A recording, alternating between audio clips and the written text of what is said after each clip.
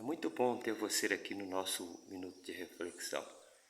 Hoje a minha voz está um pouco rouca, né? Devido a uma gripe aí.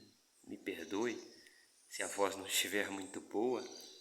Mas eu estava refletindo sobre o Natal. Hoje é um dia muito especial, onde nós comemoramos o cumprimento de uma promessa. Uma promessa que Deus fez para o homem lá no Éden, quando Adão foi expulso. Que viria o Messias e que viria um Salvador. A partir daí, todas as gerações aguardavam o Messias. Todas as gerações, mesmo as pessoas que eram idólatras, adoravam outros deuses, sabiam que o Messias viria. E num tempo onde a esperança estava no seu menor nível, ela estava no seu menor nível, foi que o Messias veio. E ele veio numa condição tão peculiar que vale a pena a gente refletir.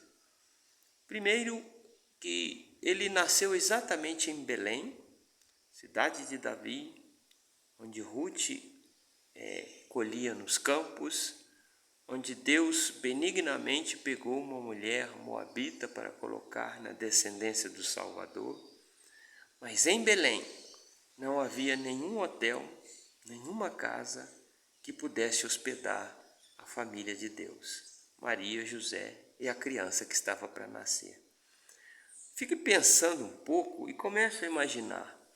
Se você visse uma mulher grávida na rua, abandonada, e essa mulher estivesse para dar à luz, no mínimo você chamaria o SAMU, correto?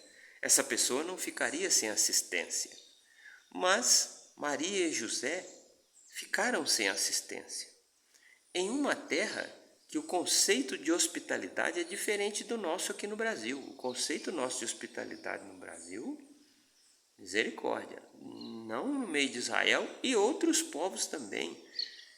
Seria o normal, o esperado, que alguém abrisse as portas da sua casa e falasse assim: não, entre aqui você e a sua mulher, porque ela está para dar à luz, nós vamos preparar água quente, vamos socorrer para que essa criança venha ao mundo com segurança. É o esperado, mas não houve nenhuma casa, nenhuma residência, nenhum hotel que fosse digno de receber o Filho de Deus. Por isso ele nasceu entre os animais, entre a criação dele, entre aqueles animais que são tidos como servos. As ovelhas, os bois e os jumentos são animais sujeitos à servidão. E ele nasceu no meio deles. Talvez você até pense: mas é porque José estava sem grana para pagar um hotel. Não. A Bíblia não diz que ele tinha dinheiro ou que ele tinha muito ou pouco. É que havia um recenseamento em Jerusalém. Então todos os locais, as estalagens, os hotéis, as pousadas estavam superlotados e eles não poderiam recebê-lo. Mas nenhuma família, nenhuma casa foi digna de receber o Filho de Deus quando ele veio ao mundo. Um outro ponto que é bom nós meditarmos é a figura do presépio, né? Todos nós, né? Nessa época o povo gosta de fazer aquele enfeitinho, a manjedoura, o nenenzinho lá, não é isso? E a gente fica imaginando a visita dos 3 reis magos do Oriente, trazendo ouro, incenso e mirra.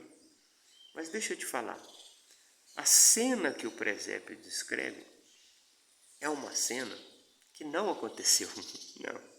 Não aconteceu. E a Bíblia dá provas disso. É que a gente não lê, né? Eu costumo dizer que o brasileiro não sabe ler. Eu também não sei ler.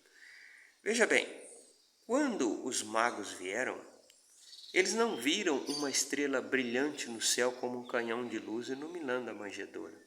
Isso não aconteceu. Eles viram uma estrela, mas eles não sabiam localizar com precisão onde viria o Salvador. E eles foram para Jerusalém porque os livros deles apontavam que o rei reinaria em Jerusalém. Quando chegou lá, Herodes ficou alarmado. E ele bolou um estratagema: vocês vão lá, adorem ao rei dos judeus que acabou de nascer, e depois volte e fale para mim que eu vou lá adorar. Lá adorar nada, ele ia matar Jesus. Você sabe disso. Bom, que aconteceu? Herodes não teve a notícia de retorno, porque os magos, após terem visto Jesus e o adorado com ouro, incenso e mirra, isso aconteceu. Eles foram por outro caminho e não deram notícias para Herodes onde nasceu o Salvador. Tá? Aí Herodes, furioso e querendo matar Jesus, ele deu uma ordem que as crianças de 2 anos para baixo fossem mortas. Essa faixa etária é a prova de que quando os reis magos foram ver Jesus, não foi no dia do nascimento dele. Porque imagine que você, sendo um homem mau, para você dar uma ordem com precisão, o que você faria? Olha, matem todos os bebês recém-nascidos, correto? Se os reis magos estivessem na manjedoura no dia do nascimento de Jesus, ele diria, olha, os recém-nascidos. Mas por que ele diz 2 anos para baixo? No mínimo já havia ocorrido 1 ano. Os reis, quando foram adorar a Jesus pelo seu nascimento, ele já havia nascido há algum tempo. Tanto que a Bíblia também diz que eles entraram na casa. Olha na sua Bíblia, está escrito, entraram na casa e viram um menino. Não está escrito entraram na manjedoura, porque naquele período Jesus já tinha saído da manjedoura e estava em uma casa. Mas isso são só conjecturas. É só para você parar e pensar que a nossa concepção de verdade, ela passa pelo imaginário. E isso muitas vezes é perigoso. Nós não deixamos de imaginar, mas as nossas imaginações podem nos levar a uma concepção errada. Nesse caso, não acrescenta nem diminui nada. Se os reis foram lá na noite do nascimento, se eles foram depois, não acrescenta nada. Mas existe uma imaginação que esta faz a diferença. As pessoas imaginam que Deus vai salvar a todos. Todos nós temos um quadro no nosso coração, que nós vamos morrer e nós vamos para o céu. Depende. Isso me preocupa. Deixa eu perguntar para você uma coisa. Se você não adora a Deus, não cultua a Deus, não canta para Deus, não lê a Bíblia, não dobra o seu joelho para falar com o seu Criador, você está passando uma mensagem.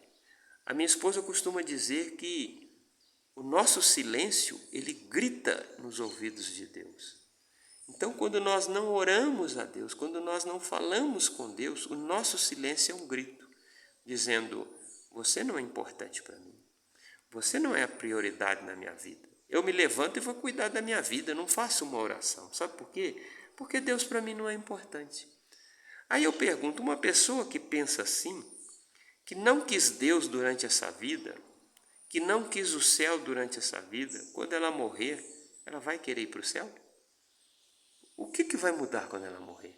Não, depois que morre fica bonzinho, aí ele deseja habitar com Deus. Não é bem assim. Se você não ama a Deus nessa vida, por que você vai amar a Deus depois que morrer? Porque a morte vai mudar a sua cabeça?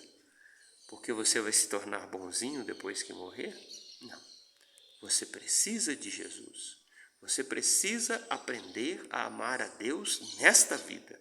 E um detalhe, amar é verbo, não é tanto sentimento. Nós ensinamos muito uns para os outros sobre o amor eros, ou o amor paixão, o amor sentimento. Mas amar é ação. Quem ama, faz. Então, para eu saber se você ama a Deus, é só olhar a sua vida. Você ora a Deus, você confessa os seus pecados a Deus, você pratica a palavra de Deus. Opa, eu pratico sim, eu guardo sim, eu oro sim. Então você ama a Deus. De vez em quando eu lembro que Deus existe. No Natal eu só lembrei que tinha Red Bull com cerveja, aí eu tomei, bebi bastante, acordei no Natal com uma tremenda dor de cabeça. Você está passando uma mensagem. O seu silêncio está gritando, dizendo que você não ama a Deus e que Deus não é importante para você. Percebe isso? É hora de mudar. Natal é época de reflexão, tá bem? Fique bem e fique com Deus.